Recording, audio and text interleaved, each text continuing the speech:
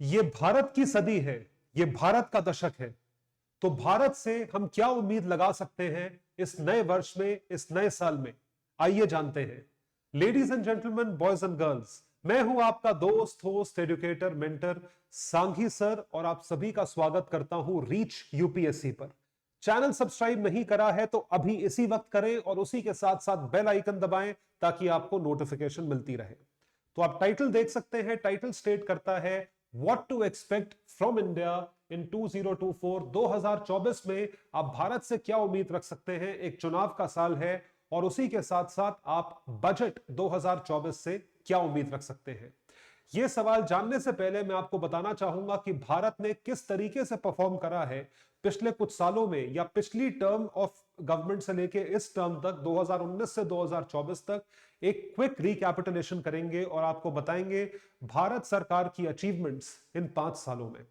भारत ने कुछ स्ट्राइड्स या कुछ चेंजेस करे हैं पिछले 5 साल में जो कि नोटेबल हैं और जो कि पाथ ब्रेकिंग है। मतलब इस तरह के चेंजेस इससे पहले नहीं देखे गए थे। तो ये जो मोमेंटम है, ताकि हम अपना गोल अचीव कर सके, हम अपना विजन जो है उस पर चल सके, to reach developed economy status, ये सिर्फ और सिर्फ कुछ ही लोग इसका अनुमान लगा पाए हैं what lies ahead of the country, कि हमने क्या अचीव करा है और उसके बेसिस पे हम आगे क्या अचीव कर सकते हैं। तो ऐसे कौन से अचीवमेंट्स हैं भारत के, उसमें कुछ नोटेबल चीजें ऐसी हैं जो मैं आपको बताने जा रहा हूं। ध्यान से सुनिएगा। भारत की करी हुई अचीवमेंट्स पिछले 5 सालों में: revamped India's criminal loss, colonial era के जो क्रिमिनल कानून जैसे कि आईपीसी, सीआरपीसी, एविडेंस एक्ट, इन सब को स्क्रैप किया गया है और इसकी जगह नए कानून लाए गए हैं हाल ही में हुए सेशन में, जो विंटर सेशन पार्लियामेंट का हुआ था। महिलाओं का आरक्षण का बिल, तो इस चीज को इंट्रोड्यूस किया गया है। 1/3 आरक्षण जो है वो महिलाओं को दिया जाएगा।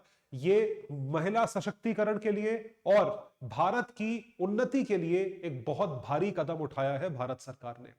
उसी के साथ साथ आने वाले साल में हमारा यह अनुमान है कि भारत की जीडीपी बहुत अच्छे रेट पे ग्रो करेगी, क्योंकि हमने कोविड के बाद बहुत अच्छी रिकवरी करी है। 7% जीडीपी ग्रोथ और पोस्ट कोविड रिकवरी, सारे के सारे सेक्टर्स, ऑलमोस्ट सारे सेक्टर्स उठ चुके हैं। तो रिटेल के अंदर, एफएमसीजी के अंदर, एक्सेसरीज के अंदर, अपैरल के अंदर, टेक्सटाइल सेक्टर के अंदर, कपड़ों की इंडस्ट्री हो, इलेक्ट्रॉनिक्स की इंडस्ट्री हो, ऑटोमोबाइल इंडस्ट्री हो, टूरिज्म इंडस्ट्री हो, सारी इंडस्ट्रीज रिवाइव हो चुकी है। और उसमें भी जो ग्रोथ का आंकड़ा है वो पूरी दुनिया में वन ऑफ द हाईएस्ट है, सबसे ज्यादा है। उसके साथ साथ भारत ने अंतरिक्ष में भी झंडे गाड़े हैं, जैसे कि चंद्रयान 3 मिशन एक सक्सेसफुल मिशन रहा है, और G20 समिट जो कि एक फेस्टिवल की तरह सेलिब्रेट किया गया है, वो बहुत मैसिव रहा है।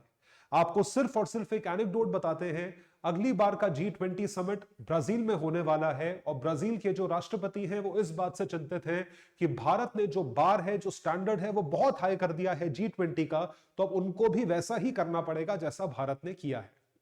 उसके साथ साथ मैन्युफैक्चरिंग सेक्टर में हमने बहुत बहुत ज्यादा बढ़ोतरी करी है। मैन्युफैक्चरिंग सेक्टर को भारत सरकार ने बहुत इंसेंटिवाइज करा है ताकि चीजें भारत में बने।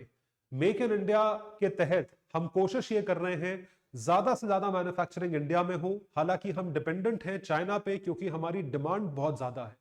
तो मैन्युफैक्चरिंग सेक्टर होगा, और उसके साथ साथ डिफेंस के एक्सपोर्ट्स में भी हमने रिकॉर्ड हाई एक्सपोर्ट करे हैं, तकरीबन 15,000 करोड़ के। और जैसा कि आप जानते हैं, डेमोग्राफी को देखा जाए तो भारत एक यंग जनरेशन पॉपुलेशन है, जिस वजह से उसका डिविडेंड हमें रीप करना आना चाहिए। और जो यंग जनरेशन होती है वो एस्पिरेशनल होती है, वो सोचती है हमें ये भी करना है, हमें ऐसा बनना है, ये बनना है, वो बनना है।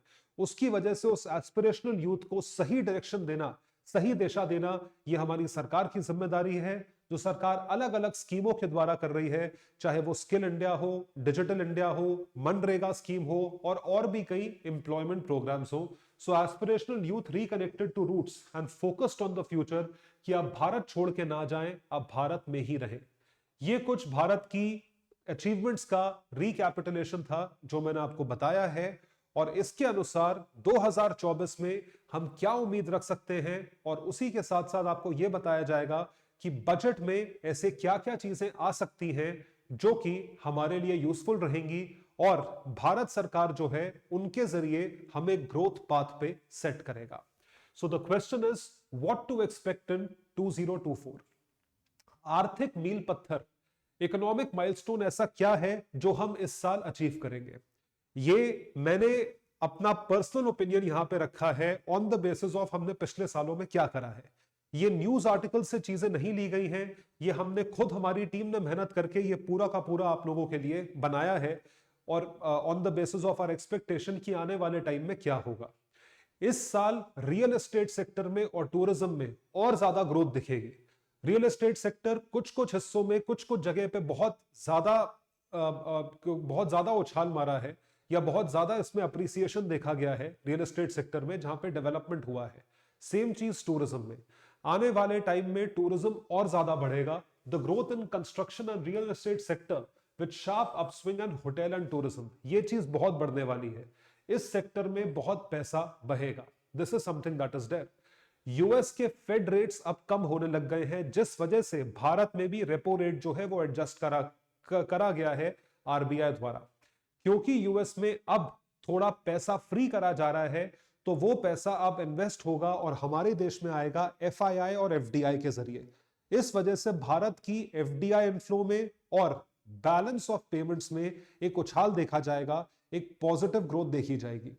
क्योंकि इसकी वजह से अमेरिका में डेवलपमेंट होगी, तो भारत का आईटी सेक्टर जो पिछले एक आध साल, 2-3 साल से नीचे आया हुआ था, या आईटी सेक्टर में उतना ज्यादा एम्प्लॉयमेंट नहीं था, अब वो वापस एम्प्लॉयमेंट देखेगा, ऐसा अनुमान लगाया जा रहा है। India's IT sector which has been in slum this fiscal year, इसमें जो है ग्रोथ देखी जाएगी, नई ताकत, नई एनर्जी देखी जाएगी।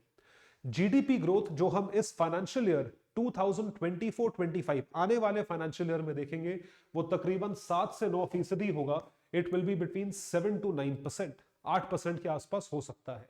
इन्फ्लेशन जो है, हम अपने इन्फ्लेशन टारगेटिंग अप्रोच के अनुसार जो एमपीसी बताती है, हम 2 से 6% के बीच में रहेंगे। Ideal rate of inflation Bharat की अर्थव्यवस्था को देखते हुए 4% है, तो we will not cross that. और जैसा कि आप जानते हैं, भारत सरकार ने, भारत के बैंकों ने कुल मिला के एनपीएस को काफी कंट्रोल में रखा है, या स्ट्रेस्ड एसेट्स को काफी कंट्रोल में रखा है, जिसकी वजह से बैंकों की स्थिति बेटर हुई है, और वो और बेटर होगी, ऐसा मानना है। NPAs of banks to improve further with potential downslide in unsecured small retail loans. जो छोटे छोटे रिटेल लोन्स हैं, उसमें जो है उसमें भी आपकी रिकवरी अच्छी होगी। तो ये सारे के सारे जो है इकोनॉमिक माइलस्टोन्स हम इस साल अचीव करने जा रहे हैं। इसके बेसिस पे 2024 जो साल अभी चल रहा है, इसमें हम बजट से क्या उम्मीद लगा सकते हैं, या क्या क्या हो सकता है। सबसे पहले मैं आपको बताऊंगा टैक्सेशन इंप्लीकेशंस के बारे में। भारत सरकार ने tax rate long term capital gain पे कम रखा हुआ है। शायद ऐसा हो सकता है कि इस बार लॉन्ग टर्म कैपिटल गेन को बढ़ाया जाए। देखिए, इलेक्शन का साल है, तो इसमें जो आपको बजट दिखेगा वो 2 बजट दिखेंगे। पहला दिखेगा आपको वोट ऑन अकाउंट, या दिखेगा इंटरिम बजट। इंटरिम बजट जो है वो सिर्फ और सिर्फ 2 महीने का होता है, फरवरी, मार्च, अप्रैल। फिर जो नई सरकार आती है, ओथ लेते हैं प्राइम मिनिस्टर मई के महीने में, वो नई सरकार अपना बजट प्रस्तुत करती है जुलाई में। तो वो जो होता है वो फुल फ्लेजेड बजट होता है। तो या तो इंटरिम बजट में या फुल फ्लेजेड बजट में लॉन्ग टर्म कैपिटल गेन्स में, टैक्स में हो सकता है इंक्रीज देखा जाए। उसके बाद जो दूसरा टैक्स में चेंज हो सकता है, वो है कि टैक्स रेट भारत सरकार ट्वीक कर सकती है, चेंज कर सकती है। चेंज ये नहीं करेगी कि टैक्स और ज्यादा लगा दे, चेंज ऐसा कर सकती है कि एग्जेम्पशन लिमिट बढ़ाई जा सकती है, exemptions for new taxation rate, इसको एनहांस किया जा सकता है। इसके साथ साथ एक सरप्राइज और देखा जा सकता है फार्म टैक्स पे, जिसपे काफी टाइम से चर्चा चल रही है कि एग्रीकल्चरल इनकम को टैक्स किया जाए। एग्रीकल्चरल इनकम को टैक्स इसलिए किया जाए, सारे किसानों के लिए नहीं, कुछ किसानों के लिए जो बहुत ज्यादा पैसा कमाते हैं, लेकिन क्योंकि एग्रीकल्चरल इनकम में क्वालिफाई करते हैं, तो वो टैक्स नहीं पे करते हैं। तो farm tax beyond certain limit, इस पे टैक्स लगना चाहिए, ये मेरा पर्सनल मानना भी है। और इसके साथ साथ इनहेरिटेंस पर भी टैक्स किसी तरह का भारत सरकार लगा सकती है। उसके साथ साथ भारत सरकार की जितनी स्कीमें हैं, उन स्कीमों का दायरा बढ़ाया जा सकता है। ये लेकिन इलेक्शंस के पहले होने का फायदा है।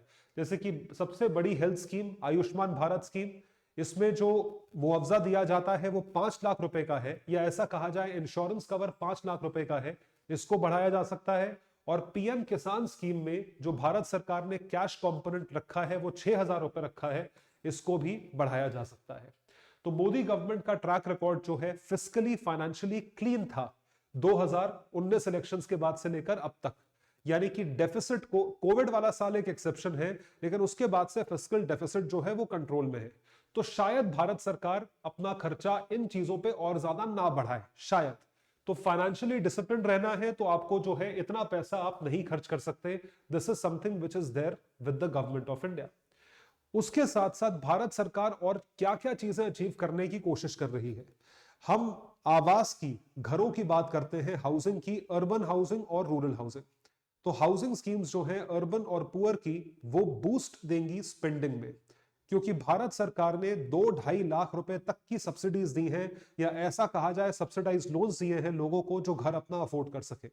10-20 हजार रुपए नहीं, 2.5-3 लाख रुपए तक का जो है सब्सिडाइज बेसिस पे दिया गया है लो इनकम ग्रुप को या अफोर्डेबल हाउसिंग के लिए नेशनल हाउसिंग मिशन के अंतर्गत। तो आप ये समझ के चलिए ये पहली बार भारत में हुआ है जिसके तहत बच्चों, लोगों के पास जो है घर होंगे और एक अफोर्डेबल प्राइस पे घर होंगे। ये एक बहुत बड़ी विन होगी अगर कुछ लोगों को भी इस स्कीम के तहत घर मिलता है। उसके साथ साथ दूसरी चीज है जीएसटी। जीएसटी में चेंजेस होने की संभावना है। चेंजेस का मतलब यह नहीं है कि टैक्स रेट ऊपर नीचे होगा। चेंजेस का मतलब यह है कि अभी तक हम जीएसटी सीख रहे थे, जीएसटी को स्टेबलाइज कर रहे थे, अब काफी हद तक जीएसटी स्टेबलाइज हो गया है। तो अब जो हम चेंज देख सकते हैं वो ये है कि दे में announce consolidation and simplification scheme, जैसे कि बहुत सारे गुड्स अलग अलग रेट पे टैक्स थे, उन टैक्सेशन रेट्स को कम किया जाए, तो ये चीज होगी। तो अब जीएसटी का जो विभाग है वो यूपी के फाइनेंस मिनिस्टर के अंतर्गत आया है, जो कि कैबिनेट मंत्री भी रह चुके हैं। तो this is something which is there. तो इस वजह से जीएसटी में स्टेबलाइजेशन और देखने के लिए ये होने की संभावना है। भारत सरकार ने बहुत सारी चीजों में, आपने देखा होगा, मैन्युफैक्चरिंग को इनकरेज करने के लिए, स्किल इंडिया को इनकरेज करने के लिए, फूड मैन्युफैक्चरिंग या फूड डिलीवरी सप्लाई चेन को इनकरेज करने के लिए प्रोडक्शन लिंक्ड इंसेंटिव स्कीम्स जो है वो लगाई है। पीएलआई कहा जाता है उसे, पीएलआई है, पीएलआई 2.0 है। तो पीएलआई 2.0 में भी announced as a support package for manufacturing and global supply chain integration initiative.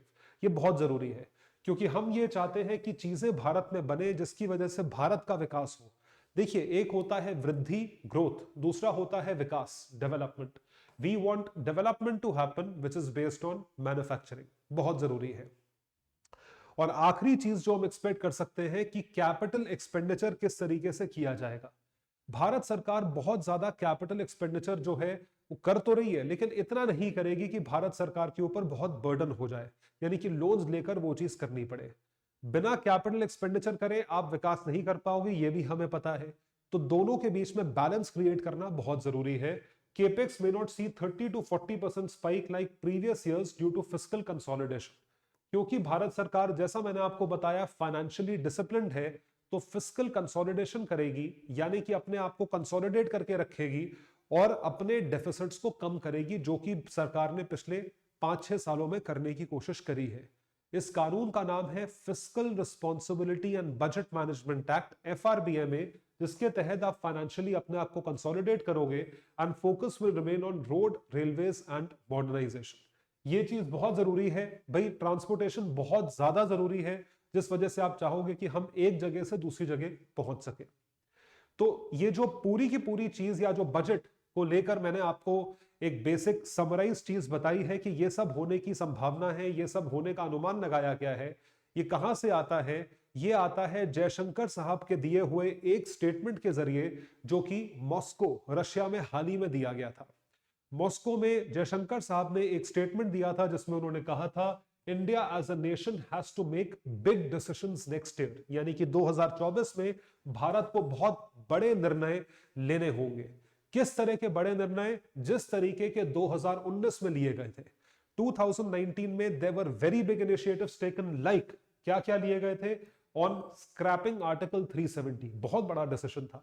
GST को लाना उसके पहले बहुत बड़ा डिसीजन था। Citizenship Amendment Act, it was a huge initiative. So these are the big decisions that had taken. तो big decisions जो लिए गए हैं ये बहुत ज्यादा मैटर करते हैं। इस वजह से हम ये एक्सपेक्ट करते हैं इस बार भी, या कर सकते हैं कि बड़े डिसीजंस इस बार लिए जाएंगे। लेकिन वो बड़े डिसीजंस क्या हैं?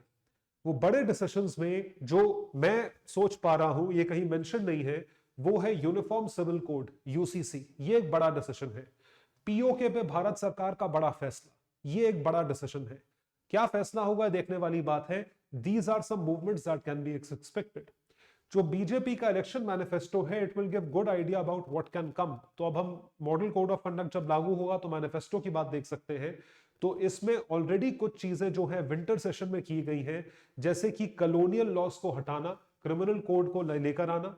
Civil code will remain a major agenda and the only item left in the list is the civil code. इसके साथ साथ अगर हम विज्ञान या वैज्ञानिकों की बात करें, साइंटिस्ट की बात करें, टेक्नोलॉजिकल सेल की बात करें, तो आपको जानकर इस बात पे दिलचस्पी होगी और हैरानी होगी कि भारत उस पोजीशन पे पहुंच गया है जहां पे 17-18% जो गाड़ियां बिक रही हैं वो ईवी है, इलेक्ट्रिक व्हीकल्स हैं। तो ये बहुत बड़ी अचीवमेंट है कि हम पेट्रोल डीजल से दूर जाके इलेक्ट्रिक व्हीकल्स को अडॉप्ट कर रहे हैं, यानी कि लोग जो हैं वो भी चेंज हो रहे हैं। टेस्ला, एलॉन मस्क को एंट्री दी जाएगी in the Indian market during Gujarat global investors summit, जो अभी होने वाला है। दिस इज ह्यूज, ये बहुत बड़ी चीज है। तो और ज्यादा इलेक्ट्रिक व्हीकल्स की जो है वो इन्फ्लक्स हम देखेंगे। इसरो जो है वो कम से कम 12 मिशन लॉन्च करेगा, जिसमें से एक होने वाला है हाल ही में, यानी कि 6 तारीख को, Aditya L1 mission. Aditya L1 mission के बारे में जानने के लिए आप मेरा शॉर्ट देख सकते हैं हमारे YouTube चैनल पे। Aditya L1 will reach its destination and Gaganyaan mission will see uncrewed launch before 2025। इन दोनों पर काम चल रहा है। तो स्पेस रिसर्च में भी भारत ने काफी झंडे गाड़े हैं। फिनटेक, स्पेस और JAM trinity will further ease business model in India. ये भी भारत में बिजनेस करने को आसान बनाएगा भारत सरकार के सपोर्ट से। तो आप देख पा रहे हैं कि किस तरीके से टेक्नोलॉजी में भी हमने स्ट्राइड्स लिए हैं। तो ये सारी चीजें हम एक्सपेक्ट कर सकते हैं भारत सरकार से, और भारत में देखने को मिल सकती हैं सन 2024 में। यदि आप सोच सकते हैं कुछ और नई चीजें हैं जो आपके जहन में आ रही हो, कमेंट सेक्शन में लिखकर बताइए। और प्लीज हमारा चैनल सब्सक्राइब करिए, उसी के साथ साथ बेल आइकन भी दबाइए। Thank you so much, bye everyone, take care and all the best.